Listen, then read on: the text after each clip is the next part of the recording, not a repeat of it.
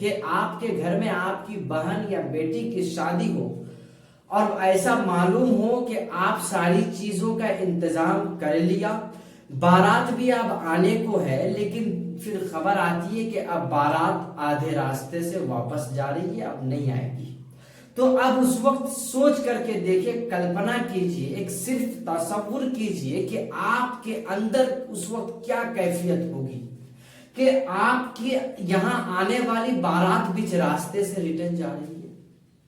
کیا آپ کو اس وقت خوشی ہوگی؟ یہ کوئی نہیں چاہے گا کہ ایسا ہو، یعنی میرے ساتھ ایسا نہ ہو، یہ ہر کوئی چاہتا ہے، لیکن یہ کوئی اس چیز کو دھیان نہیں دے رہا ہے کہ میرے ساتھ نہ ہو لیکن کسی اور کے ساتھ کیوں ہو رہا ہے۔ کیا اس چیز کی مخالف میں ہم سب نہیں لڑ سکتے؟ کیا ان سب چیزوں کے مخالف میں ہم سب نہیں اتر سکتے ہیں؟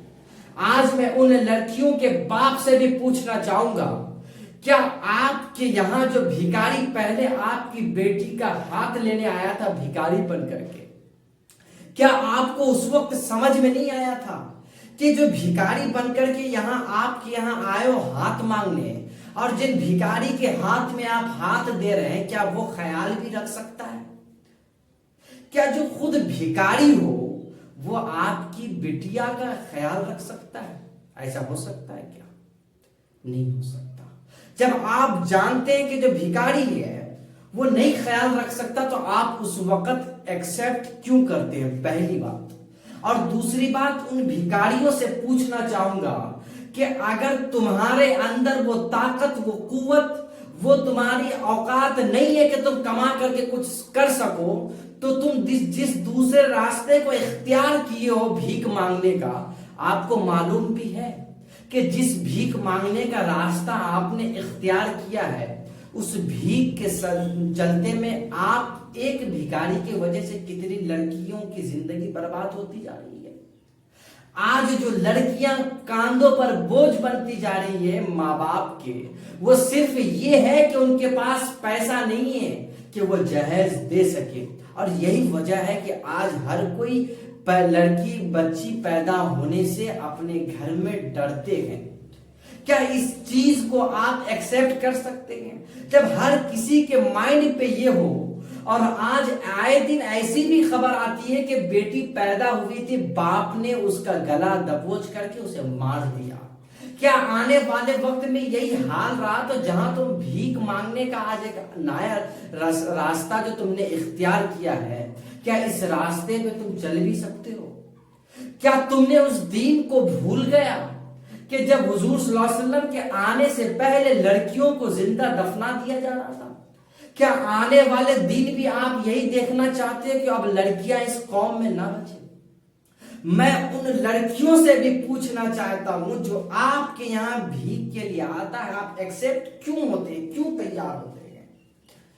اور یہی وجہ ہے کہ آج خبریں جو پھیل رہی ہے کہ کوئی لڑکی کہیں بھاگ گئی، کوئی یہاں چلی گئی، کوئی وہاں چلی گئی، یہی وجہ ہے کہ باپ کے سر پہ وہ بوجھ بنی ہے صرف جہیز کے نام سے، اور اس جہیز کا مطالبہ کرنے والا اتنا بے شرم بے حیا ہے کہ اسے دنیا سے کوئی مطلب نہیں ہے۔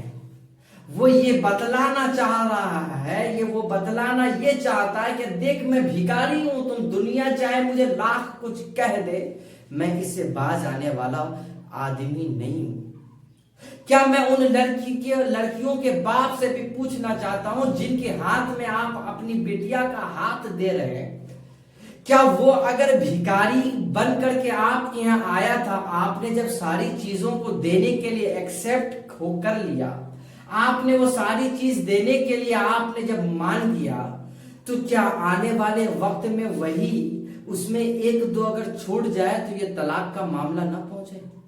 کیا یہ طلاق کے بارے میں اس بات کا ظاہر طلاق کو لے کر کے نہ ہو جائے؟ اس بات کو اٹھا کر کے وہ طلاق تک نہیں پہنچ سکتا؟ اور یہی وجہ ہے کہ آج دن بہ دن یہ بھی خبریں ملتی ہے کہ آج یہاں طلاق وہاں طلاق۔ کیا بات ہے بھائی؟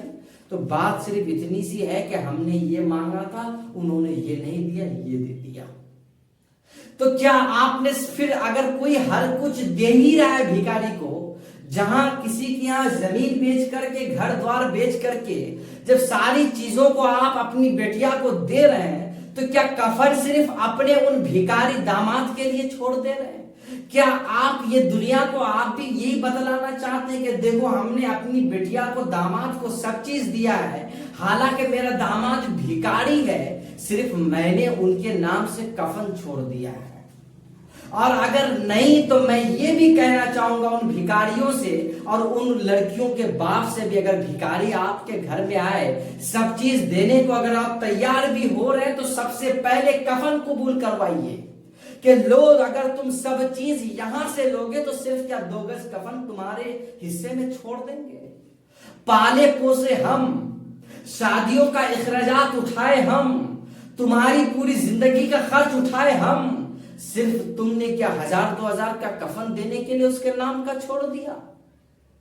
ان کو بھی شرم آنی چاہیے جو اپنی بیٹیا کا ہاتھ ان بھیکاریوں کے ہاتھ میں دے رہے۔ یہ جہیز کے نام کا ایک الگ ہی آج یہ قوم میں بے حیائیاں اور برائیاں بڑھتی جا رہی ہیں۔ ان سب چیزوں سے باز آئیے، اپنے وقت کو، اہمیت کو اپنے کاموں میں لگائیے۔